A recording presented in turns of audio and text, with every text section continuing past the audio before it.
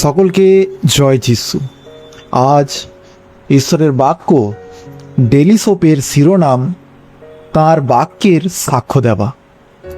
Bible পাঠ ইব্রিয় 1:1-2 অনেক দিন আগে নবীদের মধ্য দিয়ে ঈশ্বর আমাদের পূর্বপুরুষদের কাছে নানাভাবে অনেকবার অল্প অল্প করে কথা বলেছিলেন, কিন্তু এই দিনগুলোর শেষে তিনি তাঁর পুত্রের মধ্য দিয়ে আমাদের কাছে কথা বলেছেন।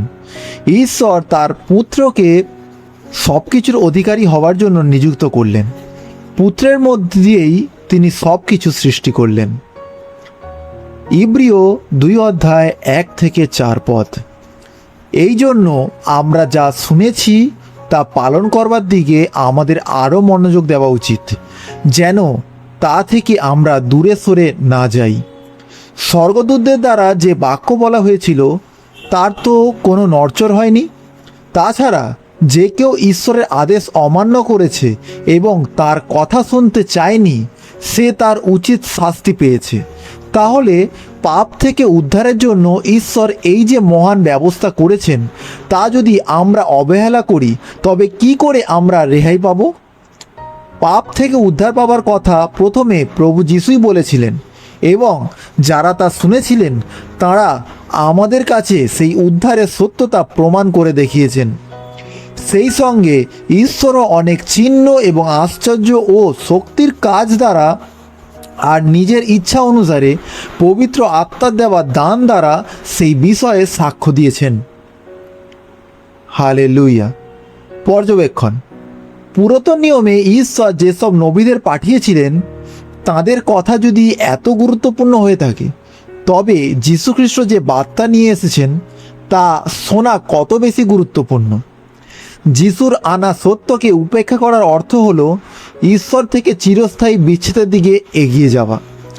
আজও ঈশ্বর তার বাক্যের সত্যতা নানা আশ্চর্য কাজ, অলৌকিক নিদর্শন, বিভিন্ন পরাক্রম এবং পবিত্র আত্মা দানের মাধ্যমে প্রমাণ করে চলেছেন। Amen, amen, amen.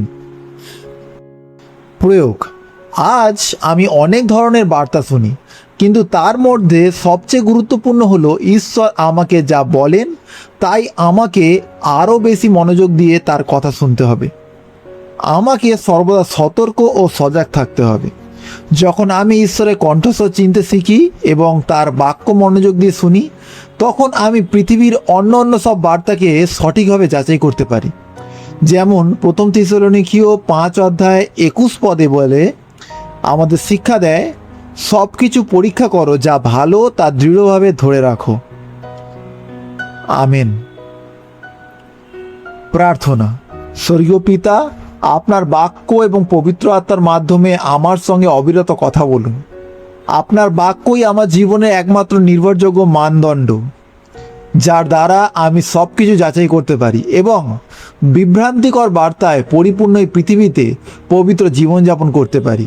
আমাকে আপনার সত্যে স্থির রাখুন এবং সর্বদা আপনার কণ্ঠস্বর অনুসরণ করার অনুগ্রহ দিন। যিশুর নামে প্রার্থনা করি। Amen, amen, amen. সকলকে জয় যিশু।